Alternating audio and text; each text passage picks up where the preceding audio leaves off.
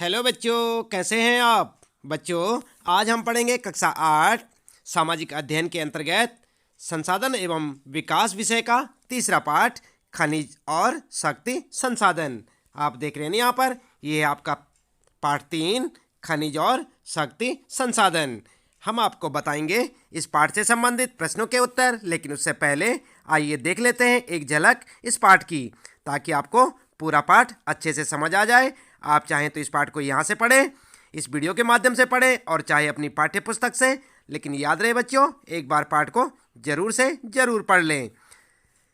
इससे ये होगा कि आपको जो यहाँ पर प्रश्नों के उत्तर बताए जाएंगे उन्हें समझने में आपको ज़्यादा परेशानी नहीं होगी, और आप उन्हें अपनी नोटबुक में नोट करें, उन्हें अच्छे से याद करें। तो देख रहे हैं ना आप, ये है आपका पाठ 3। इसके बाद जैसे ही यहाँ पर ये पाठ समाप्त होता है, हम आपको लिए चलेंगे पाठ से संबंधित प्रश्नों के उत्तरों पर, और आप जो है प्रश्नों के उत्तरों को ध्यानपूर्वक देखें, उन्हें याद करें। तो ये है बच्चों आपका पाठ 3। चलिए शुरू करते हैं इसके बाद इस पाठ से संबंधित प्रश्नों के उत्तर। आप देख रहे हैं ना, ये आपका पूरा पाठ दिखा रहे हैं हम आपको। आप यहाँ से पढ़ सकते हैं पाठ को और इसे समझ सकते हैं अच्छे से कि इसमें क्या कुछ कहा गया है। देख रहे हैं बच्चों, पूरा पाठ है ये आपका यहाँ पर। और इसके बाद यहाँ पर शुरू हो जाते हैं इस पाठ से संबंधित प्रश्न, और इन सारे प्रश्नों के उत्तर हम आपको बताने वाले हैं। तो आप लगातार देखते रहें वीडियो और जुड़े रहें हमारे साथ। यदि अभी तक आपने चैनल को सब्सक्राइब नहीं किया तो चैनल को सब्सक्राइब अवश्य कर दें, क्योंकि यहाँ पर आपको कक्षा 8 हिंदी वसंत, हिंदी व्याकरण और सामाजिक अध्ययन के सभी पाठों के प्रश्नोत्तर देखने को मिलते हैं। तो आप लगातार देखते रहें वीडियो और जुड़े रहें हमारे साथ। चलिए शुरू कर लेते हैं ज़्यादा देर न करते हुए पाठ से संबंधित प्रश्नों के उत्तर। तो बच्चों, आप देख रहे हैं ना, ये है आपका कक्षा 8 संसाधन एवं विकास विषय का पाठ 3 खनिज और शक्ति संसाधन। हम आपको बता रहे हैं इस पाठ से संबंधित प्रश्नों के उत्तर अभ्यास प्रश्न उत्तर में। तो सबसे पहला प्रश्न है बच्चों आपका, निम्नलिखित प्रश्नों के उत्तर दीजिए। और प्रश्न है, फर्स्ट वाला है आपका, प्रतिदिन आपके उपयोग में आने वाले 3 सामान्य खनिजों के नाम बताइए। उत्तर में क्या लिखेंगे आप? उत्तर लिखेंगे प्रतिदिन उपयोग में आने वाले सामान्य खनिज हैं लोहा, नमक और ग्रेफाइट। ठीक है, तो इस प्रकार से आप अपना उत्तर लिखेंगे। अगला प्रश्न है बच्चों, सेकेंड क्वेश्चन है, अयस्क क्या है? धात्विक खनिजों के अयस्क सामान्यतः कहाँ पाए जाते हैं? उत्तर लिखेंगे आप, जिन सेलों से खनिजों का खनन किया जाता है वे सेल अयस्क कहलाती हैं। धात्विक खनिजों के अयस्क सामान्यतः आग्नेय और कायांतरित सेलों में पाए जाते हैं। आई ना बात समझ में? तो इस प्रकार से आप दूसरा प्रश्न है आपका, और इसका उत्तर लिखेंगे। अगला प्रश्न है बच्चों, थर्ड क्वेश्चन है आपका, प्राकृतिक गैस संसाधनों में संपन्न 2 प्रदेशों के नाम बताइए। तो कौन से 2 प्रदेश हैं वो? उत्तर में लिखेंगे प्राकृतिक गैस संसाधन से संपन्न 2 प्रदेश हैं जैसलमेर यानी कि राजस्थान में, और मुंबई महाराष्ट्र में। ठीक है ना? तो इस प्रकार से आप जो है 2 प्रदेशों के नाम लिख सकते हैं। ये आपका थर्ड क्वेश्चन और उसका आंसर। अगला क्वेश्चन है बच्चों, निम्न के लिए आप ऊर्जा के किन स्रोतों का सुझाव देंगे? किन के लिए? ग्रामीण क्षेत्रों के लिए, तटीय क्षेत्रों के लिए और शुष्क प्रदेशों के लिए। उत्तर लिखेंगे आप, सबसे पहले बायोगैस, ठीक है, और उसके बाद ज्वारीय ऊर्जा एवं पवन ऊर्जा, और तीसरे में पवन ऊर्जा एवं सौर ऊर्जा। क्या समझे आप? ग्रामीण क्षेत्रों के लिए क्या होगा? बायोगैस, तटीय क्षेत्रों के लिए ज्वारीय ऊर्जा एवं पवन ऊर्जा, और शुष्क प्रदेशों के लिए पवन ऊर्जा एवं सौर ऊर्जा। तो इस प्रकार से आप अपना उत्तर लिख सकते हैं। समझ गए ना आप? यहाँ पर आपके लिए 3 बातें पूछी गई हैं तीनों क्षेत्रों के लिए, और यहाँ पर जो है तीनों ऊर्जा के बारे में बताया गया है कि किसके लिए कौन सी ऊर्जा उपयुक्त रहेगी। अगला प्रश्न है बच्चों, यहाँ पर ध्यान देंगे, 5 तरीके बताइए या 5 तरीके दीजिए जिनसे कि आप घर पर ऊर्जा बचा सकते हैं। तो कैसे बचाएंगे आप घर पर ऊर्जा? उत्तर में लिखेंगे बच्चों, उत्तर में लिखेंगे घर पर ऊर्जा की बचत के तरीके, और हेडिंग डाल के लिखेंगे आप यहाँ पर। पॉइंटों में फर्स्ट में लिखेंगे बिजली उपकरण को आवश्यकता न होने पर बंद कर देना, है कि नहीं। आप बिजली के उपकरण को बंद कर दिया करें जब उनकी आवश्यकता ना हो। दूसरा लिखेंगे सब्जी प्रेशर कुकर में पकाना, ठीक है। और इसके बाद तीसरा लिखेंगे CFL बल्ब व ट्यूब का प्रयोग करना। अगला लिखेंगे खिड़कियों को खुली रखकर प्राकृतिक हवा और प्रकाश को अधिकतम प्रयोग करना। और इसके बाद गैस जलाने से पहले सब्जियां काटकर व धोकर तैयार रखना। तो इस प्रकार से आप अपना उत्तर लिख सकते हैं घर पर ऊर्जा बचत के तरीके में। ये देख रहे हैं ना आप, ये है आपका प्रश्न और उसका उत्तर। अगला प्रश्न है बच्चों, सही उत्तर को चिन्हित कीजिए। तो आपने सही उत्तर पे क्या लगाना है, सही का चिन्ह लगाना है। और फर्स्ट में आपके लिए निम्नलिखित में से कौन सी एक खनिजों की विशेषता नहीं है। और यहाँ पर 3 ऑप्शन आपके लिए, यहाँ पर 4 ऑप्शन है बच्चों, ध्यान दें 4 ऑप्शन है। क्या है, वे प्राकृतिक प्रक्रियाओं द्वारा निर्मित होते हैं। अगला है उनको या उनका एक निश्चित रासायनिक संगठन होता है। ग है वे असमाप्य होते हैं। और घ है उनका वितरण असमान होता है। तो क्या लिखेंगे आप, इसमें से कौन सी विशेषता नहीं है। उत्तर देखते हैं, चलिए। उत्तर में लिखेंगे आप ये असमाप्य होते हैं। तो यहाँ पर आप सही का चिन्ह लगा सकते हैं। कौन सा सही है, ऑप्शन ग वाला। इसके बाद सेकेंड क्वेश्चन भी इसी प्रकार से आता है आपके सामने। और सेकेंड क्वेश्चन में निम्नलिखित में से कौन सी अवरक का उत्पादक नहीं है। तो यहाँ पर जो है कौन सा जो है अवरक का उत्पादक नहीं है, कौन सा राज्य है। तो यहाँ पर क्या लिखेंगे आप, यहाँ पर देख सकते हैं 4 ऑप्शन है, झारखंड, राजस्थान, कर्नाटक और आंध्र प्रदेश। तो यहाँ पर कौन सा है, उत्तर में लिखेंगे कर्नाटक। देख रहे हैं ना, तो इस पर आप सही का चिन्ह लगाएंगे। कर्नाटक जो है आपका सही आंसर होगा। इसके बाद बच्चों अगला है थर्ड क्वेश्चन है यहाँ पर, और इसके भी 4 ऑप्शन है। निम्नलिखित में से कौन विश्व में तांबे का अग्रणी उत्पादक है। किसमें से, इन चारों में से, बोलीविया, चिली, घाना या जिम्बाब्वे। तो उत्तर देखेंगे आप, उत्तर में लिखेंगे आप चिली, ठीक है। तो आपका ऑप्शन सही कौन सा होगा, चिली। और इसके बाद अगला प्रश्न है बच्चों, निम्नलिखित प्रक्रियाओं में से कौन सी आपके रसोई घर में द्रवित पेट्रोलियम गैस यानी कि LPG को संरक्षित नहीं करेगी। और इसके भी 4 ऑप्शन आपके सामने ये हैं।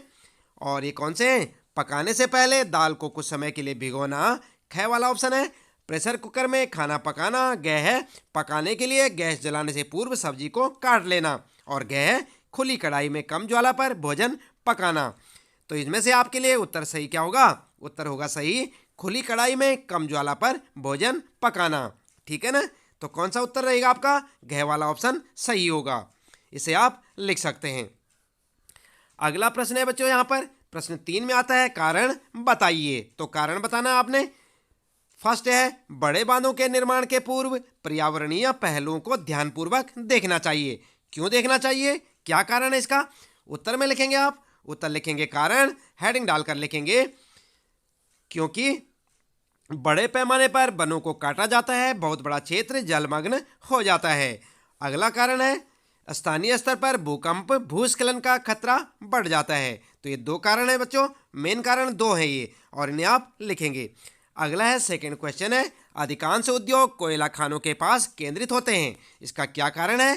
तो उत्तर में लिखेंगे आप, कारण लिखेंगे, हेडिंग डालेंगे और पॉइंटों में लिखेंगे क्योंकि कोयला शक्ति के साधन के रूप में उद्योगों की मांग पूरी करता है। और सेकंड कारण लिखेंगे, कोयला एक भारी खनिज ईंधन है जिसे दूर क्षेत्रों में ढोने से खर्च और समय बढ़ जाता है, ठीक है ना। तो इस प्रकार से आप अपने उत्तर लिख सकते हैं। अगला है बच्चों थर्ड क्वेश्चन में पूछा है पेट्रोलियम को काला सोना कहा जाता है। तो क्यों कहा जाता है पेट्रोलियम को काला सोना, इसका कारण क्या है, कारण लिखेंगे उत्तर में और हेडिंग डाल के लिखेंगे पेट्रोलियम और इससे बने उत्पादों के महत्व तथा अधिक मूल्यवान होने के कारण ही इसे काला सोना कहा जाता है। समझ गए ना आप, क्यों कहा जाता है इसे काला सोना, क्योंकि यह मूल्यवान होता है और इसके जो उत्पाद होते हैं इनका अधिक महत्व है। इसके बाद अगला क्वेश्चन आता है बच्चों, आखनन पर्यावरणीय चिंता का विषय हो सकता है। तो कारण क्या है, उत्तर में लिखेंगे कारण और फिर लिखेंगे आखनन खुले गर्त वाली खनन क्रिया जिससे धूल बड़े स्तर पर पर्यावरण में फैलती है जिससे पर्यावरण प्रदूषण होता है, ठीक है, या जिससे प्रदूषण होता है। इस प्रकार से आप अपना उत्तर इस प्रश्न का लिख सकते हैं। इसके बाद बच्चों चौथा प्रश्न शुरू हो जाता है आपका, और यहाँ पर पूछा है कि निम्नलिखित में अंतर दीजिए या अंतर स्पष्ट कीजिए। फर्स्ट में यहाँ पर आपके लिए पहला है परंपरागत और गैर परंपरागत ऊर्जा के स्रोत। तो इन दोनों में आपको अंतर बताना है। किन दोनों में? परंपरागत और गैर परंपरागत ऊर्जा के स्रोतों में। तो उत्तर लिखेंगे आप। उत्तर इस प्रकार से लिखें, परंपरागत और गैर परंपरागत ऊर्जा के स्रोत में अंतर, और हेडिंग डाल के लिखेंगे बच्चों। सबसे पहले लिखेंगे परंपरागत ऊर्जा के स्रोत किसे कहते हैं। तो यहाँ पर जो है पॉइंटों में लिखेंगे, जिन स्रोतों का उपयोग मनुष्य अपनी ऊर्जा की आवश्यकताओं की पूर्ति के लिए लंबे समय से करता है, चला आ रहा है। और इसके बाद अगला लिखेंगे, इन स्रोतों का भंडार सीमित है तथा ये अनवीनीकरणीय ऊर्जा स्रोत हैं। ठीक है। अगला पॉइंट लिखेंगे, इन ऊर्जा स्रोतों के उपयोग से प्रदूषण होता है। कोयला, पेट्रोलियम, प्राकृतिक गैस आदि परंपरागत ऊर्जा स्रोत के उदाहरण हैं। ठीक है ना। तो ये क्या था आपका पहला, परंपरागत ऊर्जा के स्रोत के बारे में। इसके बाद अगला है गैर परंपरागत ऊर्जा के स्रोत क्या होते हैं। तो चलिए जान लेते हैं। जिन स्रोतों का उपयोग मनुष्य अपनी ऊर्जा की आवश्यकताओं की पूर्ति के लिए परंपरागत ऊर्जा स्रोतों के विकल्प के रूप में करने लगा है। अगला पॉइंट है, जिन स्रोतों का भंडार सीमित नहीं है और ये नवीकरणीय ऊर्जा के स्रोत हैं। अगला पॉइंट लिखेंगे, इन ऊर्जा स्रोतों के उपयोग से प्रदूषण नहीं फैलता। और सौर ऊर्जा, पवन ऊर्जा, ज्वारीय ऊर्जा गैर परंपरागत ऊर्जा स्रोत के उदाहरण हैं। तो आई बात समझ में किस प्रकार से आप परंपरागत और गैर परंपरागत ऊर्जा के स्रोतों में अंतर बता सकते हैं। तो इसी प्रकार से आप लिखेंगे। इसके बाद बच्चों अगला है आपके लिए अंतर बताने के लिए, बायोगैस और प्राकृतिक गैस में अंतर बताना है आपने। तो उत्तर में लिखेंगे बायोगैस और प्राकृतिक गैस में अंतर। सबसे पहले लिखेंगे हम बायोगैस। क्या लिखेंगे? बायोगैस। और पॉइंट में लिखेंगे यह मानव निर्मित संसाधन है। दूसरा पॉइंट लिखेंगे यह जैविक अवशिष्ट जैसे मृत पौधे और जंतुओं के अवशेष, पशुओं का गोबर आदि से तैयार की जाती है। अगला पॉइंट लिखेंगे बच्चों, इसका उपयोग खाना पकाने तथा बल्ब जलाने आदि में घरेलू जरूरतों के लिए किया जाता है। अगला लिखेंगे इसके प्लांट ग्रामीण और शहरी दोनों क्षेत्रों में लगाए गए हैं। ठीक है ना। तो किसकी बात हो रही है? बायोगैस की। अब देखते हैं प्राकृतिक गैस किसे कहते हैं। तो प्राकृतिक गैस भी आप जो है पॉइंटों में लिखेंगे, यह प्राकृतिक संसाधन है। यह पेट्रोलियम निक्षेपों के साथ पाई जाती है। इसका उपयोग घरेलू और वाणिज्यिक ईंधनों के रूप में किया जाता है। ठीक है ना। अगला पॉइंट लिखेंगे, भारत में प्राकृतिक गैस जैसलमेर, कृष्णा, गोदावरी डेल्टा और त्रिपुरा और मुंबई के अप तटीय क्षेत्रों में पाई जाती है। ठीक है, समझ गए ना आप। तो इस प्रकार से बायोगैस और प्राकृतिक गैस में अंतर आप बता सकते हैं। इसके बाद बच्चों अगला है अंतर बताने के लिए लोहा और अलोह खनिज। इन दोनों में आपने अंतर बताना है कि लोह खनिज और अलोह खनिज किसे कहते हैं। तो अंतर लिखने के लिए आप सबसे पहले लिखेंगे लोह खनिज, और पॉइंट में लिखेंगे जिन धात्विक खनिजों में लोह अंश पाया जाता है उन्हें लोह खनिज कहते हैं। दूसरा पॉइंट लिखेंगे लोह अयस्क, मैग्नीज, क्रोमाइट इत्यादि लोह खनिज के उदाहरण हैं। ठीक है ना। तो इस प्रकार से आप लोह खनिज के बारे में लिखेंगे। नंबर 2 पे लिखेंगे अलोह खनिज, जिन धात्विक खनिजों में लोह अंश नहीं पाया जाता जैसे सोना, चांदी, तांबा आदि अलोह खनिज के उदाहरण हैं। तो इस प्रकार से समझ गए ना आप लोह और अलोह में अंतर। इसके बाद अगला अंतर बताना आपने धात्विक और अधात्विक खनिज में। तो आप क्या करेंगे, उत्तर लिखेंगे धात्विक और अधात्विक खनिजें, और उसके बाद जो है नंबर 1 लिखेंगे धात्विक खनिज, और फिर लिखेंगे पॉइंटों में जिन खनिजों से धातु प्राप्त होती है उनको पीटकर पतली चादरों, यहाँ पर जो कादर ना लिखें चादर लिखें, चादरों के रूप में परिवर्तित किया जा सकता है। इनमें चमक होती है, इन्हें क्या कहते हैं? धात्विक खनिज। दूसरा पॉइंट लिखेंगे लोह अयस्क, मैग्नीज, क्रोमाइड, सोना, चांदी इत्यादि धात्विक खनिज के उदाहरण हैं। ठीक है ना। इसके बाद अधात्विक खनिज में लिखेंगे हेडिंग डाल के, जिन खनिजों से धातु प्राप्त नहीं होती है ये पीटने पर टूट जाते हैं, इनमें चमक नहीं होती है, जैसे संगमरमर, कोयला, अवरक, पेट्रोलियम इत्यादि अधात्विक खनिजों के उदाहरण हैं। तो समझ गए ना आप धात्विक खनिज किसे कहते हैं और अधात्विक खनिज किसे कहते हैं। तो इस प्रकार से आप अंतर बता सकते हैं। इसके बाद बच्चों यहाँ पर जो है 5वां प्रश्न आता है आपके लिए, और यह है क्रियाकलाप से संबंधित प्रश्न है। और नंबर 1 पे लिखेंगे हमारे जीवन में उपयोग किए जाने वाले विभिन्न प्रकार के ईंधनों को प्रदर्शित करने के लिए पुरानी पत्रिकाओं से चित्रों का प्रयोग करें और उन्हें अपने सूचना पट पर प्रदर्शित करें। क्या समझे आप? यहाँ पर जो है पूछा गया है कि हमारे जीवन में उपयोग किए जाने वाले विभिन्न प्रकार के ईंधनों को प्रदर्शित करने के लिए पुरानी पत्रिकाओं से चित्रों का प्रयोग करें। तो आपने क्या करना है? पुरानी पत्रिकाएं ढूंढनी है, उनसे चित्रों को कलेक्शन करना है और उन्हें अपने सूचना पट पर प्रदर्शित करें। आपके विद्यालय में सूचना पट होगा तो वहाँ पर आप उन्हें लगा सकते हैं। अगला है ऊर्जा संरक्षण की युक्तियाँ जिन्हें आप अपने विद्यालय में अपनाएंगे, उन पर प्रकाश डालते हुए एक चार्ट बनाइए। तो ये भी आप स्वयं से बना सकते हैं।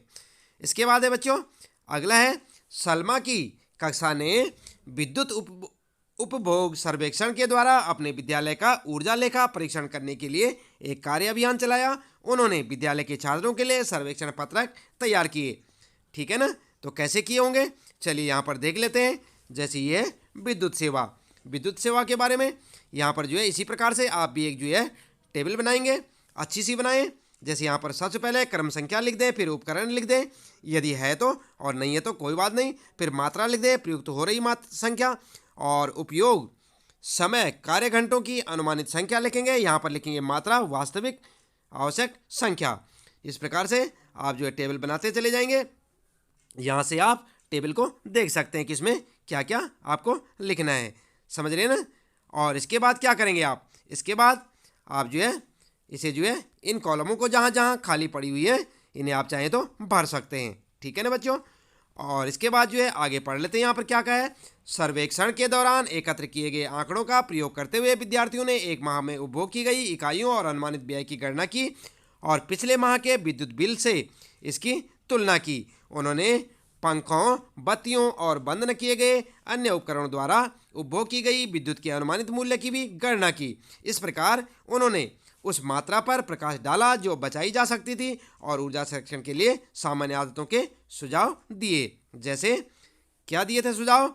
आवश्यकता न होने पर उपकरणों को बंद कर देना, आवश्यकता अनुसार न्यूनतम उपयोग, और खिड़कियों को खुली रखकर प्राकृतिक हवा और प्रकाश का अधिकतम उपयोग करना, और बत्तियों को धूल रहित रखना। ठीक है ना? तो इस प्रकार से आप लिख सकते हैं। जहाँ तक इसकी बात करते हैं बच्चों, तो इस तालिका को आपको जो है स्वयं से भरना है। इसके बाद यहाँ पर ध्यान देंगे आप दिए गए निर्देशों के अनुसार उपकरणों की उचित देखभाल और उपयोग करना। क्या आप इस सूची में कुछ और युक्तियाँ जोड़ सकते हैं? आप घर पर इसी प्रकार का सर्वेक्षण कर सकते हैं और तब इसका विस्तार अपने पड़ोस तक कर सकते हैं और अपने पड़ोसियों को भी ऊर्जा के प्रति जागरूक कर सकते हैं। तो करेंगे ना आप? तो क्रियाकलाप में आपने क्या क्या करना है विद्यार्थी स्वयं करें। देख रहे हैं ना आप क्रियाकलाप में फर्स्ट, सेकंड और थर्ड में। तो यहाँ पर जो है आपने जो है स्वयं से ये सब कुछ खुद करना है। क्रियाकलाप वाला जो है आपका ये आपके लिए खुद के लिए है, तो आप अपने हिसाब से कर सकते हैं। तो बच्चों इसके साथ ही इस पाठ से संबंधित प्रश्नों के उत्तर समाप्त होते हैं। आपको याद होगा आज हम पढ़ रहे थे कक्षा 8 संसाधन एवं विकास विषय का तीसरा पाठ खनिज और शक्ति संसाधन। हमने आपको बताए इस पाठ से संबंधित प्रश्नों के उत्तर। उम्मीद है कि आपको अच्छे से समझ आए होंगे। इसी प्रकार लगातार जुड़े रहे हमारे साथ और देखते रहे अपने सारे प्रश्नों के उत्तर। चैनल को यदि आपने अभी तक सब्सक्राइब नहीं किया तो सब्सक्राइब अवश्य कर दें, बेल आइकन दबा दें ताकि आपको आने वाली प्रत्येक वीडियो की नोटिफिकेशन भी मिलती रहे। तो इसी के साथ लेते हैं आपसे विदा। मिलते हैं फिर अगली वीडियो में। आपका दिन शुभ हो।